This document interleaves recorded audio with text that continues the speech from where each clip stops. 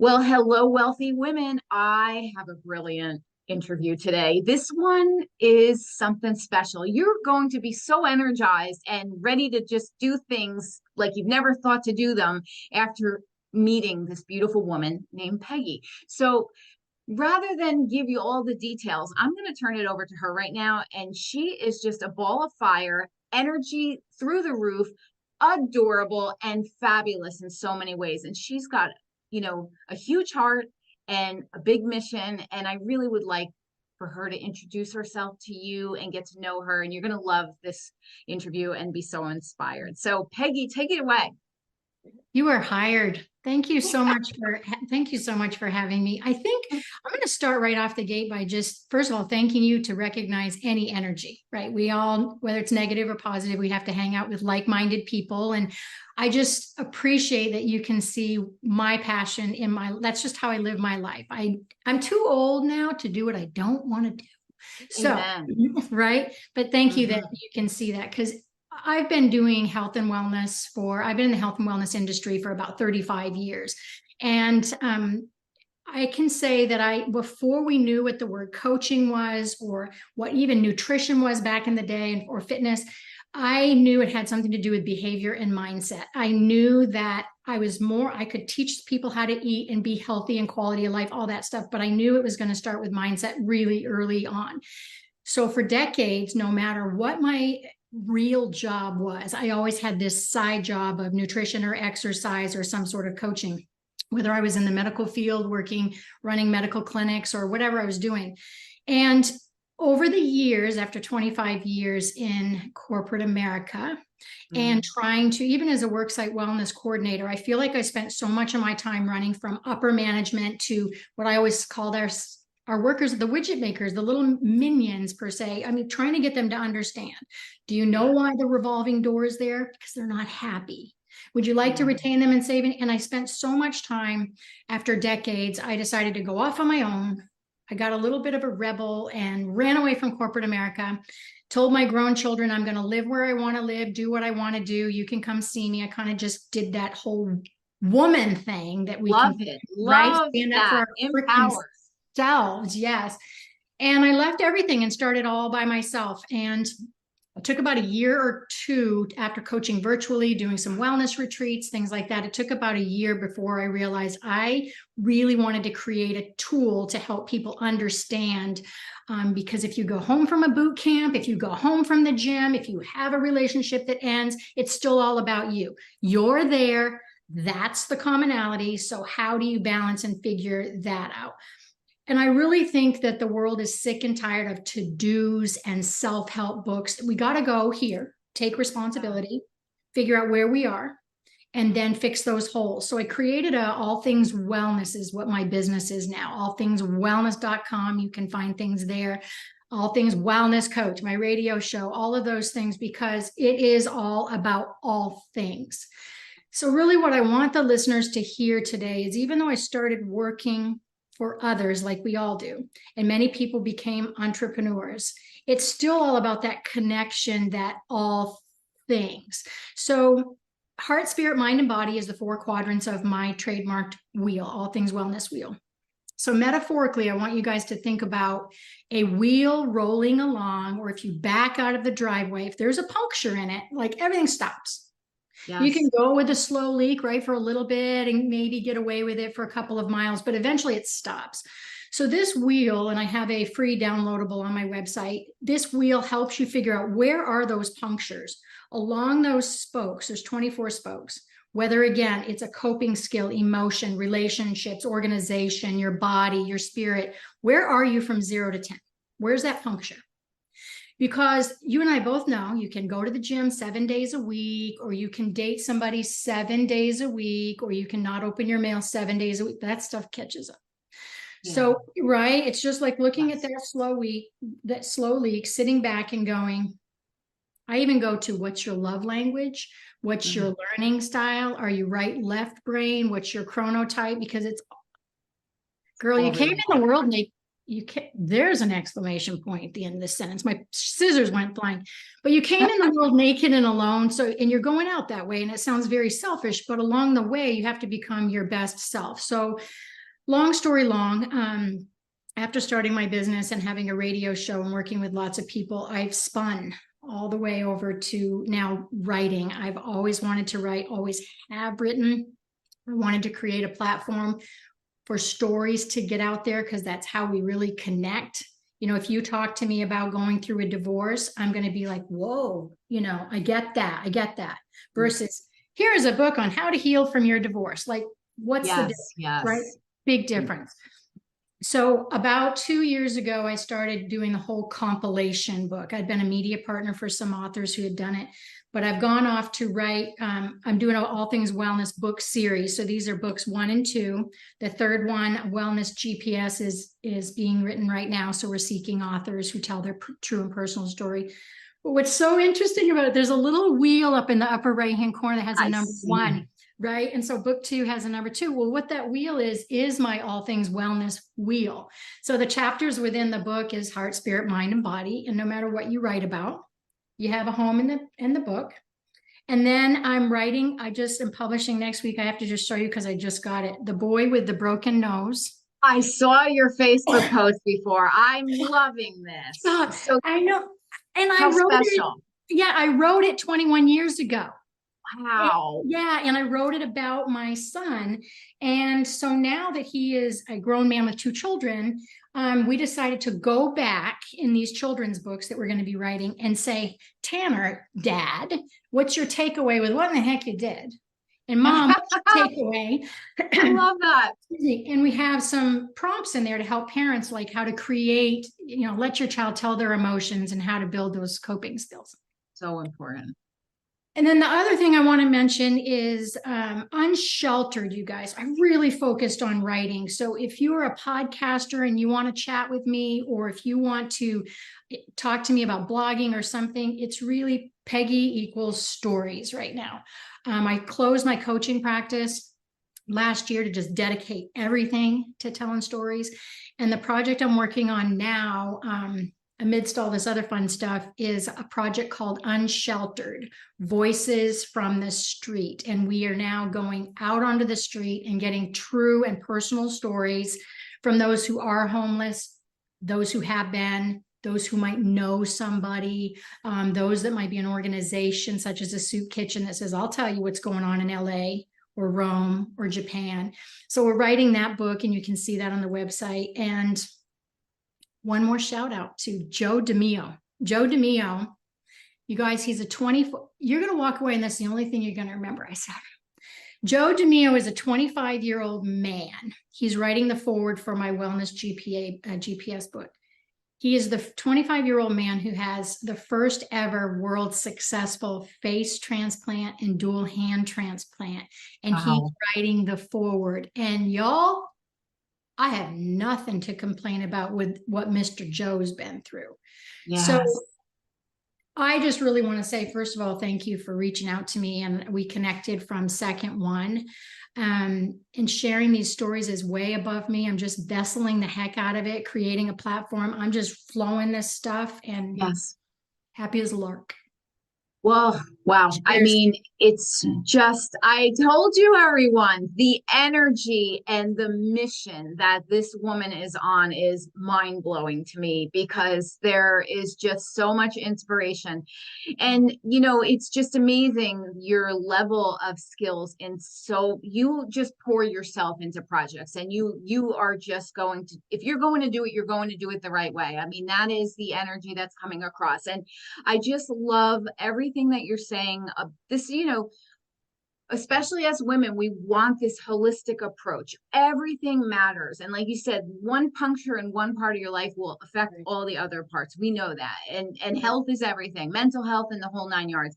And then to take and transfer and go into those people that are just in sort of a survival mode, and be able to communicate with them where they feel heard and valued and helped. Right. This project of yours, I am rooting for so much. So also there's probably some fundraising too that you could, even if people wanted to get on your website and help your project, help these people. This is another thing. I'm all for those kind of things. So just say your website one more time so everybody gets, and they'll see all the things that you're doing, from these amazing books that you're doing with your child, your son, and how great is that, to your wellness books, to your, projects that are helping hands, Yeah, so. yeah, yeah. The website is allthingswellness.com, and I probably have way too big of a menu than anybody in IT would ever say, but because I can get in there and play myself, I just keep. So have fun on the left. You can kind of see how crazy I am. And then I've got some media partners, of which you're on there. Thank you so much, people that I work with. And then the author tab is really what's kind of been building. And so any book that I've been a part of, the Unsheltered book is the one where it is actually, if I've never done this project like this before, we have never found anything out there like this compilation book with homeless, but we're doing it for good, not for profit. So the donations or anything that comes in, because we're looking for teams as well. We're looking for, maybe you're a nonprofit who wants to donate some time. Maybe you do social media and donate some time and be a part of this.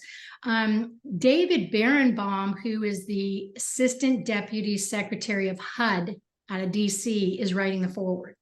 Oh, wow. Yeah, that's a big He deal. has happy eyes, I'm here to tell you. And then what you can do is you can just say, hey, I'm going to donate a little bit of money. What that does go for is just the production of the book, the actual editing and formatting process, and the publishing of the book. So just the meat.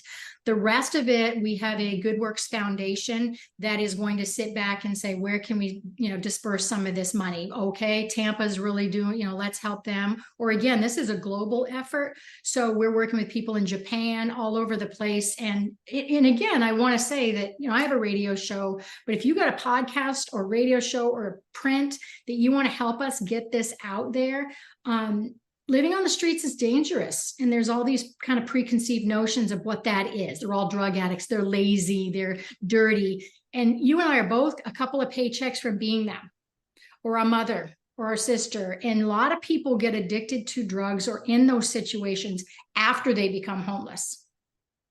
And it's scary out there for them. But what we're learning is the sense of community they have to protect each other, how much we can really take one baby step and make a difference in their life. That's why I do this whole writing thing, girl, is that I sit here and cry with them. These stories come into me. I've worked with a couple hundred authors over the last year and a half, 2 years. So the stories come into me and I edit and we all work with them. And I have been on the floor bawling before. I've had to regroup and stay away from the stories we're talking addictions and trauma. And it gets into you. Yeah, it's a lot. Yes. It is a lot. And the funnest thing, not the funnest, but the most rewarding thing is watching writers evolve, because every single person on the planet is a writer. Everyone. And we think we're not. You're a storyteller of your own story. And if you don't tell it, somebody else will, or nobody will. So when we work through this and I'm pulling the emotions out and trying to sprinkle the little adjectives and make it luring, is to watch the writer go from cathartically it being kind of about them, right? This is a journal entry. This is why I want to do this. Then coming all the way to the other side and teaching them, now read your story. Were there any questions in there? Was there anything open-ended? Is this a movie that you're like, what? And then to get them to the place where they think about, whoa, if I read somebody's story about wanting to, end my life, if I read that Chicken Soup of the Soul-ish 2,000 words and I stop because of that story, that's when I see my authors go, are you kidding me? Like, it matters. And that's why I'm doing this, is to watch that growth. I love this. And it's such important work that you're doing, because to have a voice, to get that voice out there, to help one person is, I mean, how can life be better than that when you're serving and helping? And I just think everything that you're doing is so important. And please reach out to Peggy. She is amazing. And all of her things are amazing. You have just such a beautiful ensemble, but really, I just really want all the women here to be inspired. Look at how much she is doing. She's just going for it. She's not thinking, should I, can I, blah, blah, blah. She's just doing it and figuring it out and helping and being a And part of it's a something big. lonely path, as a female, and I say this all the time, and I preface it starting professionally. I'm going to throw gender on you in 2 seconds, because you know what? It is a little bit darn tough still in 2023 to stand up tall, get the same damn paycheck, excuse me, and fight for what you want to be and do. Now, when I was younger, yeah, I'm a leader, I'm not a follower. And so it doesn't mean I've always had everybody on my team. Sometimes you guys, if you're creative and you feel years ahead and somebody tells you that's crazy or it's not going to work, doesn't matter. You can be a decade ahead. Forge it by yourself, or a few people who can lift you up. The rest, let them fall away. It doesn't matter. But over these years, as a strong woman, it was really difficult, especially in corporate America, and trying to talk about wellness, because that was back in the 80s when we were saying, early 90s, we were saying, let's get well. Right. Yeah. And what did that mean? And here we're still having those conversations that's, self-love is not selfish and all of, well, obviously we must feel it is. We're still talking about it. Yeah. Yeah. Yeah. So with the wheel, with that thinking, I want everybody to really think about being, you have a game piece and you can't make the next move until you decide how to do it. So as a woman, wealthy, healthy, wealthy, and wise is in here, and here, and it's out there. So on the days that I struggled and didn't have the family support or the friends who understood why I work so much and that it's a passion, on those days, I try to focus on someone else, which sounds weird. Right? No, it sounds exactly spot on. Right. Correct. Instead of sitting in here going, oh my gosh, nobody supports me, nobody gets it, and blah, blah, blah. I would try to find somebody where I'm like, do you get this? I'm here for you. Let's go. I'll listen to you. And that cycle is what's coming back after decades of doing this, because you don't always see. My mother, God rest her soul, never understood me. She wanted to support in her best way, but I think, frankly, she was afraid of where I was going because it wasn't ground she had walked on before. She was a teen mom. She, graduated later. And so I didn't always have that family and close-knit support. It was always like, oh, there she goes, doing that again. But it always webbed itself together. And now as I head towards 60, I'm sitting here and going, well, that makes sense. That makes sense. I did that. So you guys, getting fired up. Your life resume is more important than your professional resume. It is more important when you go into your interviews and you say, you know what? I may not have a bunch of acronyms after my name, but I've done this, this, and this. I'm a good listener. I treat people with respect. I'm a hard worker. I'm dependable. I lift up your mission, but here's me. And that whole life path, that's what's important.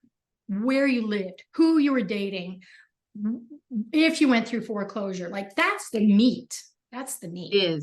That's what builds the character, which helps you decide who you are, what you value, what you desire. And then you, like you said, you get to a point where you're doing it your way, and that's just how it's going to be. And people will either come along or drop away. And yes, I agree with this. And any desire that is in your heart means it is meant for you, and you must follow it until if it changes and you don't feel it's meant for you anymore, that's a different story. Exactly. But if that desire is in your heart, you need to go for it. You cannot listen to naysayers. You can't, be afraid. You just have to go on the journey. And it'll make you sick. It'll make you sick. Exactly. We're meant to serve. Absolutely. So I have some success questions for you. Are you ready? Woo, get ready. I'm ready. It's the round. So I'm going to pick, I won't do all of them. I'll just pick through a couple. So give me a moment with my little readers on. So I already know your big vision, which is brilliant. That's all I can say to that. Here's something I would ask you then. So, we're getting this interview in front of a lot of women that are either just starting to build their business or in the middle of it, or, maybe just need a little inspiration because it's a tough day for them. So if you could only choose one answer, what is the number one way that building your business has enriched your life? And why would you encourage other women to build their own businesses as a form of self-empowerment? That's the second question is probably more because we Yeah. get the I whole. think self-empowerment is something, especially my generation. So for those that are younger, maybe they were supported differently than I was. So hopefully this helps you. But along the way, we're not really taught, ask the questions. What do you really like to do or not like to do? And how can you convert that to money? Yeah, you love to paint, but how do we convert that? How can we put food in your mouth if you love to sing? That's where the strategy should be taking place with our children instead of saying, well, you're smart in math, so why don't you become an engineer? Really? If they don't want to, it's steer that our young entrepreneurs, you can't just have all fun. You have to equate some of it to money. And for some entrepreneurs, that might mean just getting your feet wet a baby bit. Maybe 10 hours a week you dedicate strategically to this thing, making jewelry, this thing, and always lift it up and be proud of yourself. Because when you're tired, when you need your own support and you're tired, that's when the small businesses cave, because they don't fight through that, getting through the river on the other side and drying off and keep going. So try it 10 hours, 20 hours, but find your support system, you young guys. I'm telling you right now, find those 5 people in your circle that you love that will say the tough stuff. You need to eat, Peggy. You haven't eaten. You haven't eaten for 3 days. You need to sleep. You need to get out and walk. And it's going to make you mad. But if you don't have those people, when you're passionate, our young people out there, women out there, when you're passionate, those red flags go away because you're pumped up with adrenaline. The cortisol is so high, you're fired up and you're higher than a kite on passion that you don't see those red flags until you crash. So it's very bipolar as an entrepreneur, Yeah. No, get anywhere close. Having that support system to bring you up, and like you say, start slow. Don't overwhelm yourself so that you stay in love with your idea and your business. Because if you do too much all at once, you'll burn out and then you'll decide you don't like your business. But that could be the farthest thing from the truth. You might have just put too much on your plate. Well, the other thing too with that is the fact that you don't know what you don't know what you don't know. So just because you love your product or you love your passion, for me, one of the biggest learnings I learned about 5 or 6 years ago, 2018, 17 or 18, I realized when I ran away from corporate America in 2016, I was going to do it all. I'm going to do it all myself. Forget you guys. I can't. I ran across the country, literally. But you don't know what you don't know when you become an entrepreneur. Do you like marketing? Do you like cold calls? Can you build your own website? Do you have a platform? And if you say no to all of those, you better fork out the cash or barter with somebody who does. That was the biggest thing for me as I tried to do it all. It was exhausting and I wasted a bunch of time trying to learn. Yes. And I got angry about the things I just simply didn't want to do. Yes, and you also have a hard time complimenting yourself on all the things that you do correctly because you're focusing on all the things that you either don't like or don't know how to do or have to learn, and it feels overwhelming. I am the queen of this at the beginning of my business, and you're so correct. You give yourself such a hard time, and you never stop and say, "Listen, why can't I just outsource some of this? Or why don't I put more of the attention on the things that are working that I enjoy and figure it out?" And it doesn't all have to, like they say, Rome was not built in a day. And this is hard for women because we think we need to do it all. And we not only need to do it all, but we have this perfectionistic mentality, which just talk about a joy kill. You're never going to be satisfied with yourself. This is your dream, desirable, beautiful business. And you have to take these little steps, compliment yourself, notice what you did do properly and only focus on that. Start to notice what you don't enjoy, but don't throw away the baby with the bathwater, right? That's the saying. And start look at the money that you're making. That's what's the reality. Really, time is money, money is time. Yeah. And when we're working for another corporation and they call us in for a performance review, they're like, "Hey, Peggy, this is the output and these are how many hours that you put in. So what's up? What did you do here?" We don't do that as entrepreneurs unless you have your own board of directors. So they don't come in and go, "Okay, you worked 17 hours the last week. You have no income or no support. You paid no money to do these things you're learning. So now you're making $1.11 an hour." but we don't look at it that way because we want to just keep doing what makes us feel good. It's a reward system. Our dopamine is so high and our cup Yes.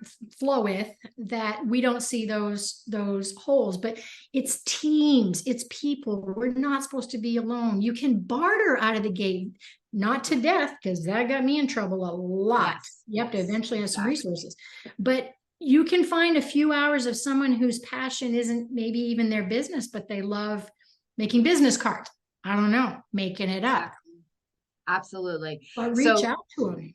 Go ahead. agreed. Like, make your business a joyful experience and notice your limits, notice your strengths, and figure it out, and be realistic and pay attention to your numbers, because ultimately you have to pay the bills. So, it's great to have your hobby business, but only if you can afford your life. If you're relying on your business, and you have to treat it like a real business, and part of that, of course, is making sure you have a team that is supportive. I love it. It's really great. So, okay, I have another question for you. Okay. So, um, successful day for you. What does that look like? A day in the life of you when it's a successful one.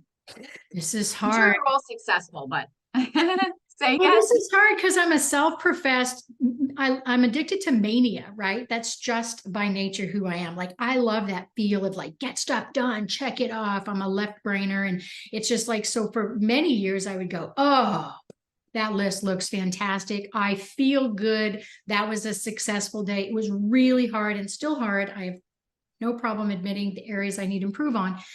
I have a hard time balancing it with being. So I'm a to-doer, not a to-beer. And so it's hard for me to say, well, Peggy, remember those days when you just got up and you went for a walk before the world woke up?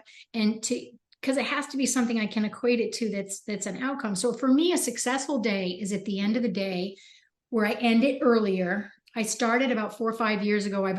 My family knows I shut my phone down. Everybody's like, how are they going to get a hold of you? I'm like, That's the write a point. letter in the sand. I don't know. I'll find you tomorrow. Because even if something's horrific that happens, I mean, and my guy's here so they can get a hold of him, but I had to do that because I couldn't stop responding. I would have clients, honestly, I'm not kidding, 10 o'clock, 11 o'clock, 12 o'clock at night, reach out. I had one who had a cake sitting in a Walmart parking lot, and she was like, I'm going to eat this whole thing. And when you get that text at 10 o'clock at night, you're like, oh my God. But to Yes. me, success had to be to button down that day. And then to make sure I have to get my feet in the sand or walk outside. I have to get outside. I have to get that vitamin D. So for maybe success is actually not checking off all the boxes. I love what you just actually said. And I think I want to chat a little bit more about it, because I Yeah. think it's really important, especially when we're online business owners and we have clients from around the world. Well, then you're never going to stop getting messages all around the clock. It's not your typical 9 to 5 situation in the same time zone with your people. And I also have been feeling this, because we want to serve, we want to help, we want to do all that we can to make someone else's life better, and it does feel really good to do that. That is a joy. I think that's one of the reasons many of us women are in business. However, there comes again that point of burnout. If you are just giving it all away and you don't have your boundaries, you're going to get exhausted. I literally just did something very recently to put boundaries in place for myself, because I realized if I'm an empty tank, I don't have anything to Right. give anyway. And I had to, it's as simple as this, even on my email signature now, I put a picture that says Mondays and Fridays I'm unavailable. I'm content creation focused, and I am available on Tuesday, Wednesday, and Thursday to communicate with you. Do I always practice it? No, but for me, it was a huge step of saying, Tamara, you have to stop, because I was doing the same thing. I will check things at 1 a.m. when I'm half asleep. I get up for a minute and then I'm like, well, maybe I should check my phone. And then of course someone writes and I'm like, and then I'm into it, and then I'm up, and then I'm not sleeping properly. And I'm like, okay, this is ridiculous. So I am saying that I love that you brought this up, and you just jogged my memory, because I just recently changed my whole thing on my email signature, so everybody can be made aware of it now. So I'm like trying to say, please, we have to have Isn't boundaries, it and I funny stand that for we this. have to almost give ourselves permission to give ourselves permission to.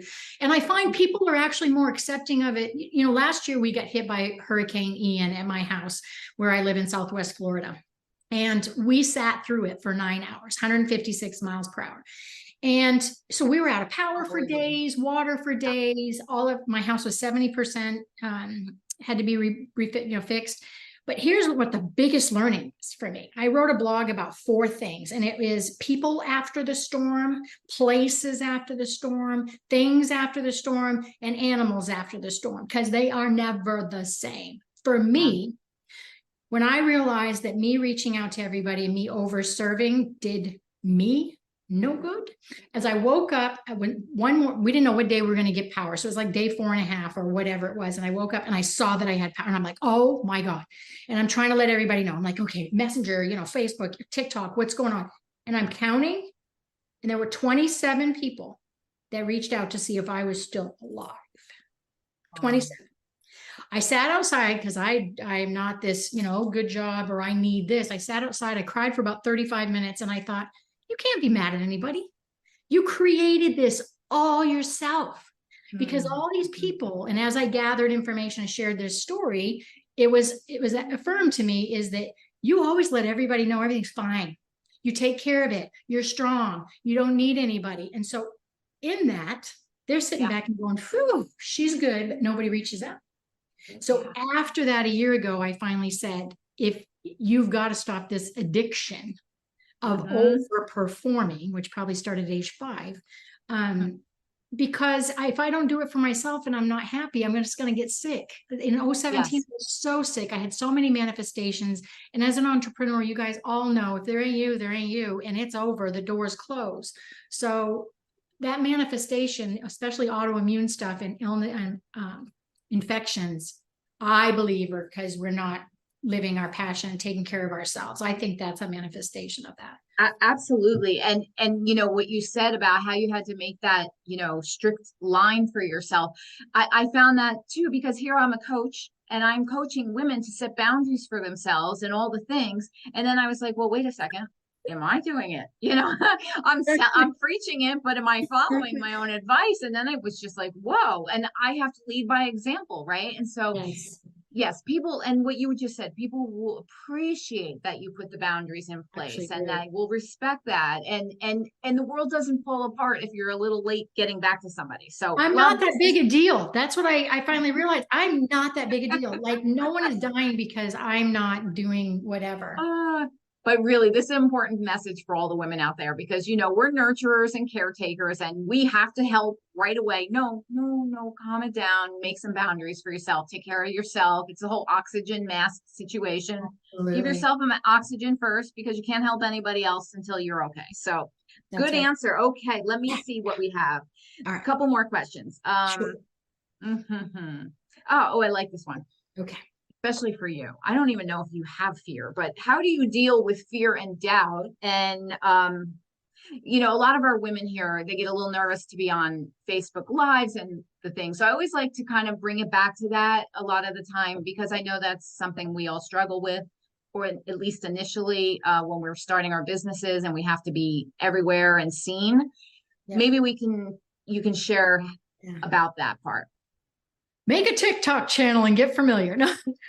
Yeah, right. It is kind of that simple, isn't it? It's one of those things that no matter what you do for the first time is scary and you don't know how it'll come out. It doesn't matter if it's a recipe, if it's debate class in high school, if it's your first date, everything is scary coming out of the gate. The best advice I could give you is preface it with something that's kind of a self-deprecating humor kind of thing. If you're doing your first live or your 100th and you're still uncomfortable, just say, girl, I have no idea where this is going. I am nervous. Just preface it without perfection. Never let anyone who's listening or that you're working with believe that you're perfect. Your business will shut next month. You have to be transparent and authentic and tell them you don't sleep and tell them that you do whatever and be real. And because guess what? Everybody else on the other side is real. Yes. They want to be you. Yes. So, and do more and more of it. The more uncomfortable it feels just means you have to do more of it. That's it. And That's who right. cares? It's like a muscle, right? It's just a muscle that you're Who building. cares? But I love that. And I agree with you. Set it up that this won't be perfect. So, and then you take so much pressure off yourself and you can have fun with it. Just Yep. laugh at yourself, be lighthearted. It's not that big of a deal. And the more relatable you are, the better. And it goes right back to kind of what you were talking about. You are your own story. So share Yes. it and just be you. You don't have to be a cookie cutter image of anybody You else. Just don't be want to you. be. You're And you your don't own want to be. brand. You want Yes, to be unique exactly. because your product's not. Your product's not that Exactly. unique, Right. people. That's so Your new true. diet has got nothing to do with nothing that it did in 57. So you're your own Exactly. brand. Another piece of advice that I've given before is if you really want to get used to social media and it's scary, then create a private Facebook group with one or two of your friends and then just go live within the group or create a TikTok. I have a TikTok channel that I started a couple of years ago because I wanted a place, a playground to be my goofy self and not have to worry about nothing. And I'll tell you what, I could be in here with some sort of filter cracking myself up.